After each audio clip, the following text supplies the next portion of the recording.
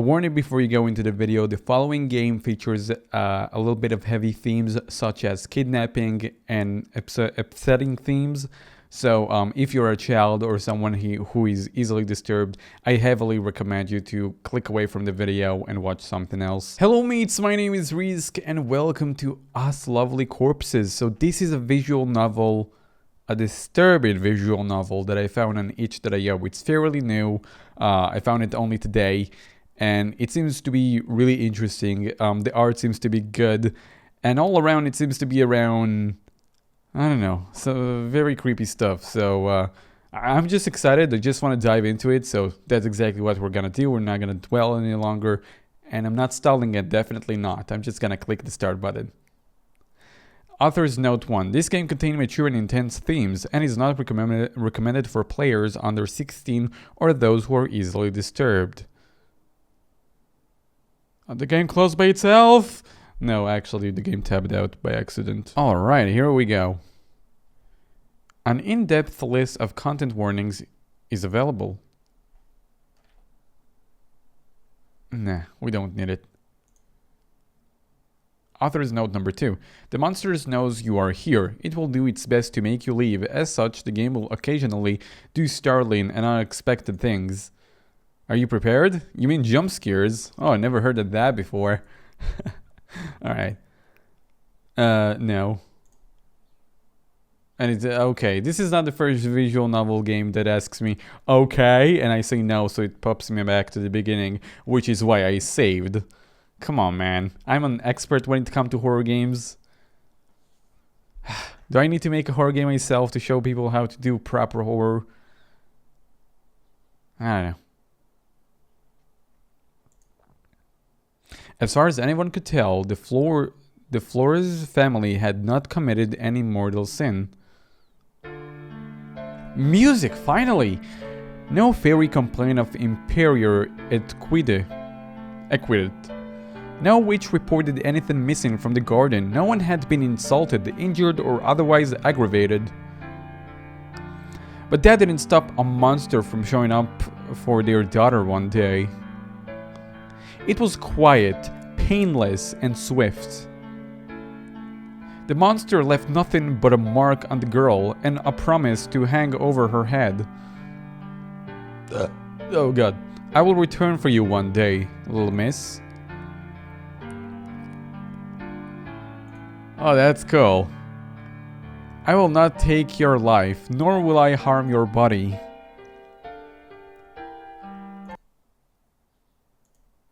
But I will never leave you. Oh guys, sorry, I forgot to mention, let's shoot for 200 likes if you guys would like to see more of this game. This game seems to be very freaking cool, and I would really like to play more of it, so... Did you leave a like? Good, we can go ahead and continue.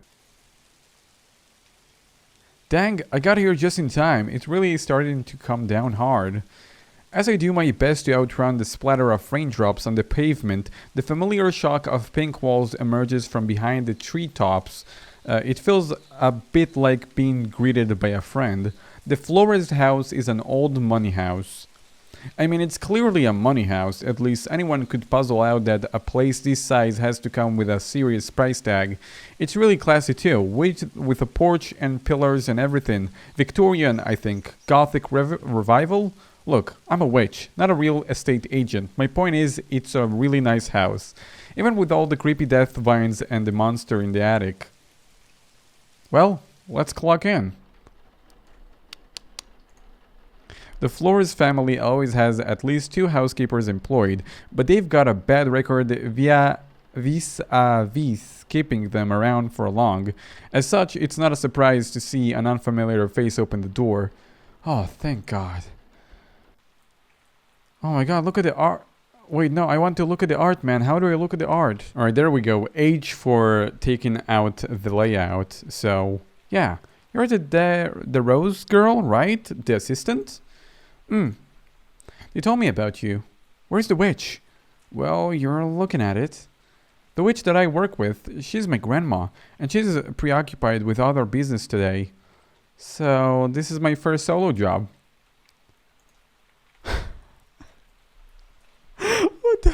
wrong with her face? It's just my solo job. You don't have to give me the fuck off face. The housekeeper eye casually twitches. You're the witch.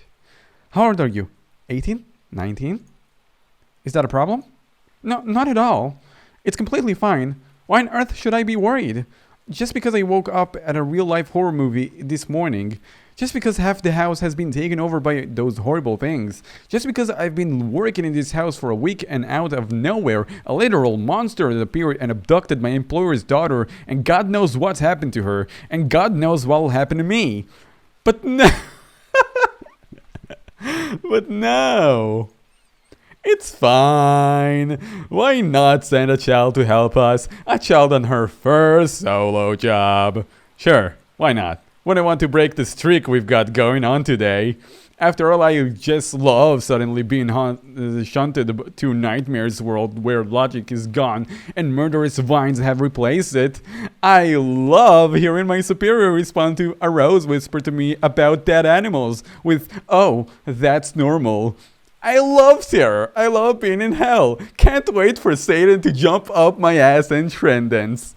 My God, woman. I swear to whatever God might still be up there. If one more thing happens under this roof, I'm going to. Betty. Sorry. Andrew puts a hand on the woman's shoulder, and within an instant, she's quite as pale. Take a deep breath.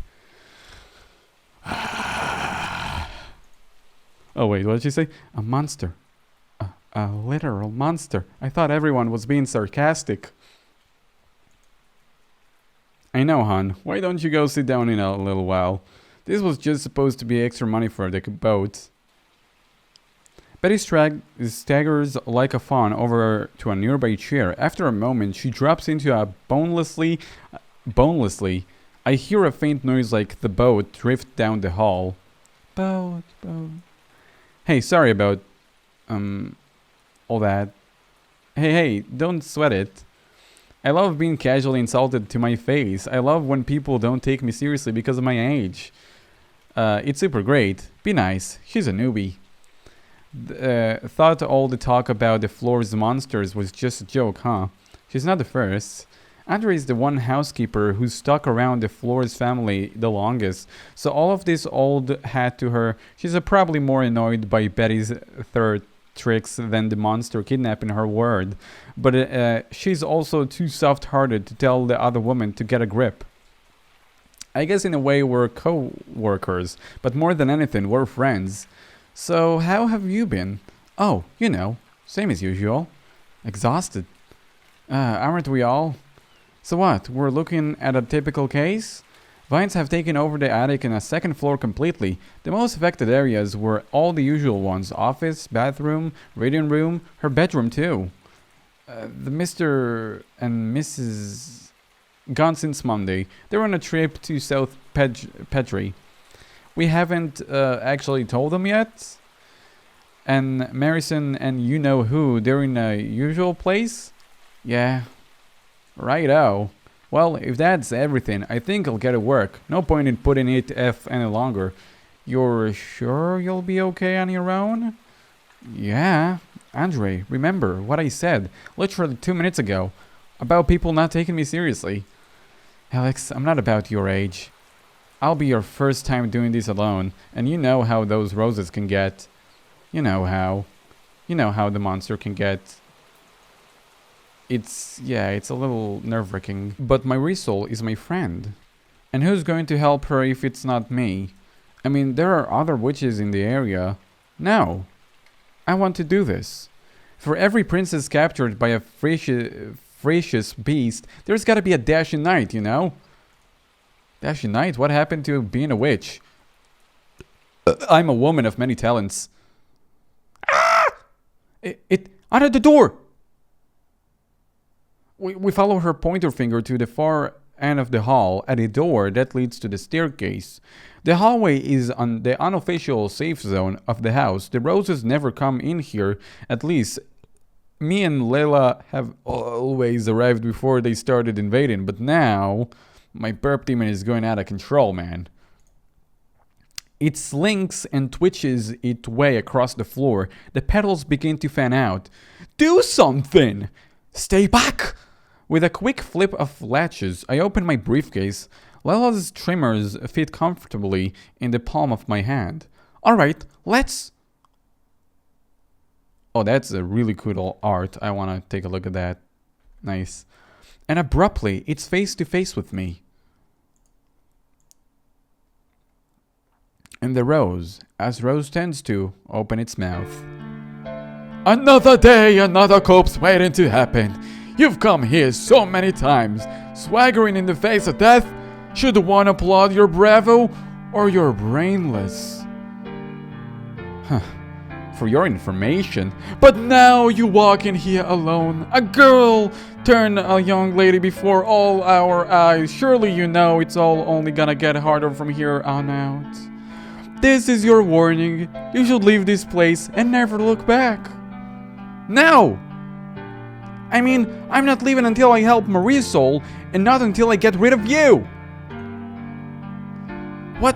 That's it? You don't want to do more of this? I thought you loved your formula. Why do you suddenly want to skip all the foreplay?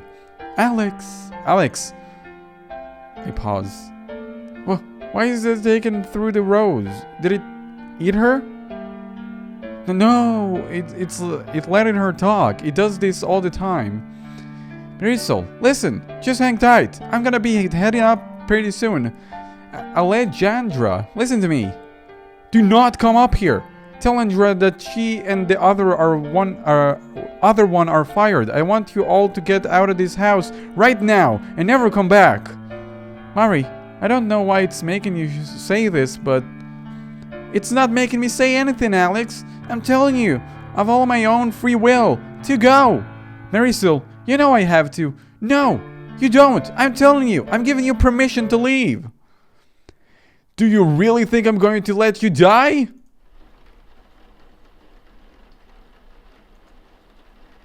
Marisol, you know what'll happen if it stays too long. Leaving you like that is just as good as killing you. The petals, they're all gently retract and expand. It almost looks like a breathing heart. Fine by me. Oh, dude, this is so cool. This is so cool. It takes barely a flick of my wrist to drop the tendril on the floor. The rose's teeth are still now, hidden under its petals. I lift it up gently and place it on my briefcase. The rest of my vine is already dissolving into ash.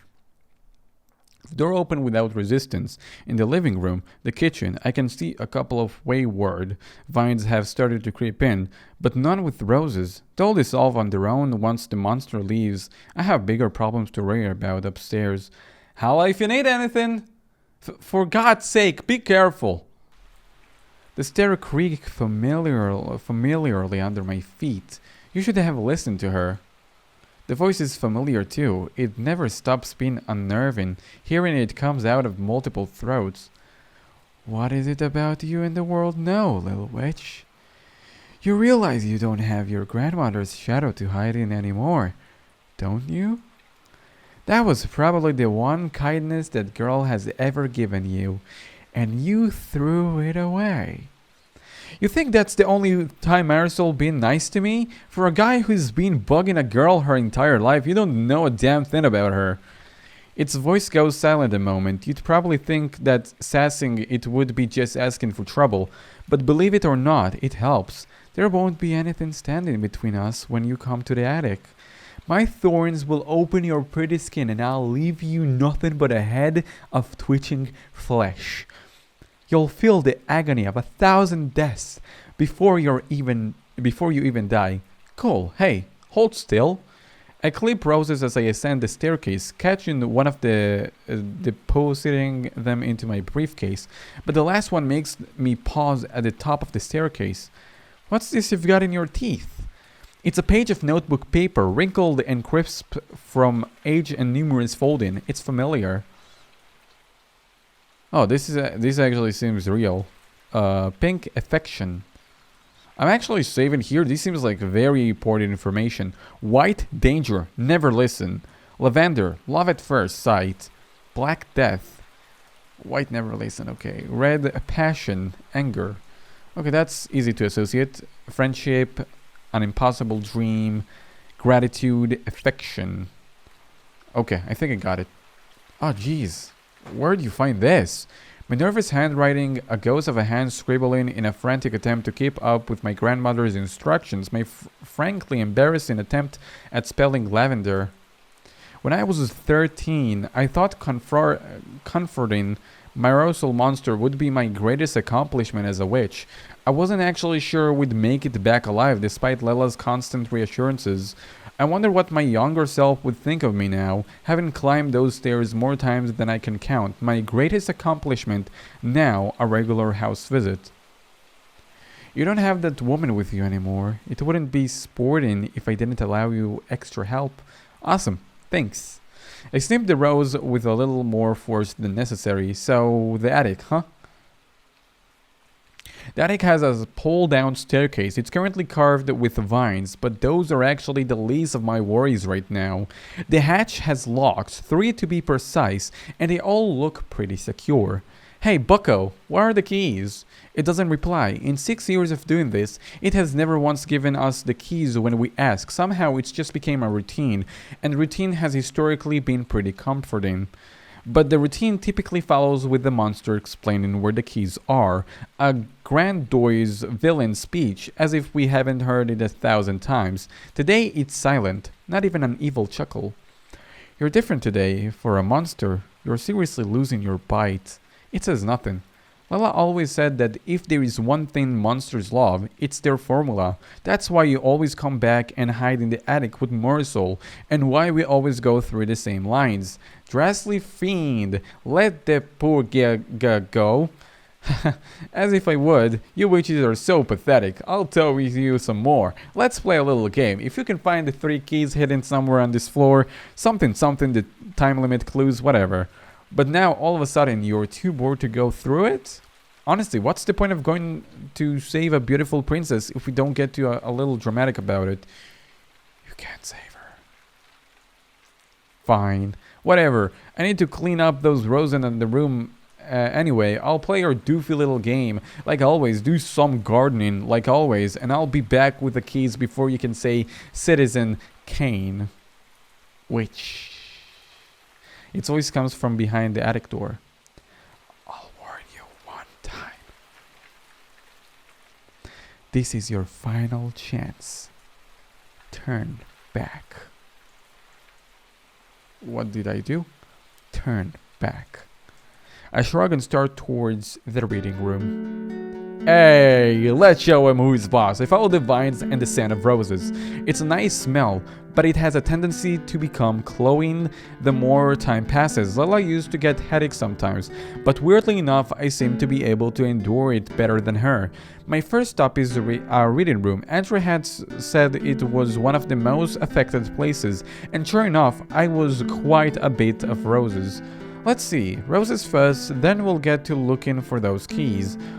It'd be nice to have a reading room. I think I always kind of envied Marisol for it, even though I usually only ever see it when it's being chocked with vines. I gently run my finger down one as I look around the room. It's warm to the touch.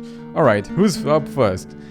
There's a tall bookcase packed to a brim with books of all kind. From the topmost shelves sprouts a single red rose. Alright. So, prune the rose, listen first. Actually, the sound is very loud. Let me actually reduce the sound a little bit for me. Excuse me. It's just too loud for me. Listen first. A pigeon crushed paper thin on their road. Wings somehow still spread, staining slack dead tensions. They reach for the sun, a pop-up book from hell. Looking at roadkill is like getting a fish hook pushed into my heart, sad in a way I can't put in words. Snip, snip, snip, I cut it. Roses. On the shelf right below it, books are slightly askew, as if their number is missing. From a gap sprouts a single lavender. Oh my god. So, yeah. Oh, we always have the picture there. Oh, that's so cool. I didn't even notice that I did such a cool thing. So I don't even have to have like the picture open anywhere else. I can just look here. Dude, that's so cool. So, yeah, I think I'm gonna save in save number, actually, we'll go back, and then we'll save here for the first, interaction with the roses. So I can always go back and listen to the roses. Because, there is like 4 endings for this game, and all of them are pretty fucking bad. I think.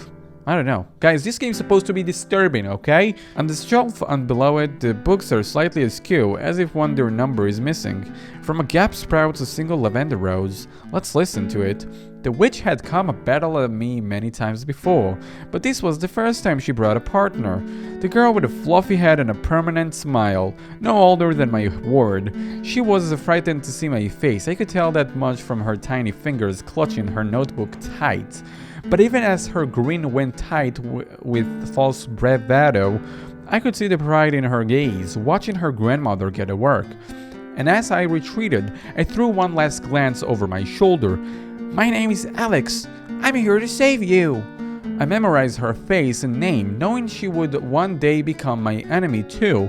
I outlined her features in my mind with anonymity, and yet somehow it also felt like fondness. Yellow. What does yellow mean? Friendship, yeah. There's a comfortable armchair begging someone to curl up in it. From the seat sprouts a single yellow rose. She loved reading. She still loves reading. The beautiful words. The beautiful words. It would make her forget for just a little while the curse that hung over her head like a sword. "You read so much," said the little witch. "Why don't you tell me about the stuff you read?" She shook her head, her clumsy tongue falling, tripping over sibyls and second thoughts. It would be a mockery to the lovingly crafted books. "Well then, how am I supposed to know why you like them so much?" "Because they make me forget how much I can't do. They make me forget the person I am in this world." "That's so silly." The little witch doubled over in laughter. "You can do anything as long as you work hard for it and believe in yourself. It's hard for me too, but I just have to give it a try. I'm sure you could go to school and be happy and normal if you just tried a little harder. Because it's that easy." Because she had never ever once thought of that before. "Because if it's so easy for you, I can do it too, even though you're so much better than me and everyone expects you can see it." In that moment, she wished she had never met the little witch. So is this like between Marcel and me? Snip, snip, snip, I got Blue. Blue was, I think I remember. No, I don't remember. An Impossible Dream. There's a stack of books on the floor by the armchair feet, blah blah blah blah blah. Let's listen to it. I once read a book about birds. There was a chapter all about cuckoos. Cuckoos, the book said, are the gangsters of the animal kingdom. Sorry, the burp name. They look for magpies who have recently just laid eggs, take an egg out of the nest and replace it with their own. The magpies are forced to take care of the cuckoo chick, which eats far more than the rest of the chicks combined, so much so that the other chicks simply starve to death. The book depicts the cuckoo chick as a grotesque monster, half of its body taken up by an eternally gaping mouth, screaming at the poor magpies. I hated that picture. I used to think cuckoo chicks were the most evil and despicable creatures on earth. But how was it the chick's fault? It never asked to be laid in a nest too small for it in the first place. It was asked to have a voice that cried louder. It never asked to have a voice that cried louder than a longer its burden. It was dropped into a world that never expected it to exist, but instead of trying to make the nest bigger or giving its parents enough food for all the chicks, everyone just blamed it for having a body that couldn't fit into a nest it never asked for. God, why couldn't you have made me a magpie? I snip and snip, snip, and slowly the vines begin to dissolve. Some begin to creep away, retracting towards the attic door, and eventually the room is free of roses. Oof, okay, I guess that was everything, but I wonder, were any of those keys in here? As I scanned the room with my eyes, I noticed a couple of books left lying on the side table, a dictionary and a birdwatcher field guide, a book of words and a book of birds. I feel like the universe is telling me something important. Should I look at one of those books? Oh, we have a decision, boys! I think I'm gonna do that. Actually, oh, we have pages. Okay, never mind. The birdwatcher field guide and the dictionary. I think we're gonna look at the birdwatcher field guide. Is there any bird I should look up? Magpie. Magpie. Yeah? I feel the lump of metal before I see it. A familiar bronze key is taped into the page right on the top of the entry for magpie. Really? It was that easy? It feels like the very air of the house shudders. Out of the corner of my eye, I think I see some veins unloading, but nothing happens. Getting a better look of the cluster of vines by the wall, I noticed that a lot of them are feeding into a door right off the reading room. Alright, there we go. We go on to the next room, but it also seems like...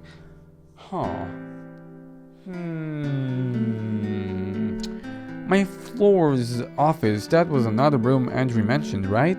I don't really remember what Mr. Flores does. He's a specific doctor of some sort.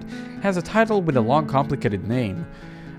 There's no syringes or anything in his office, though it's mostly papers and files. It must be a complicated job. There's some paintings on the wall, but they're mostly covered in vines right now. Within a smaller space, the smell of roses is growing overpowering. I gotta get going. At the top right corner of the screen there is a card info. Click on it and it will take you to part 2 of Us Lovely Corpses. And yeah, guys, thank you so much for watching. Again, if you would like to see more of this game, let's shoot for 200 likes. So if you left a like, that's all good. And yeah, I'm gonna see you in the next time. Don't forget to subscribe to the channel, yeah? Okay, bye-bye.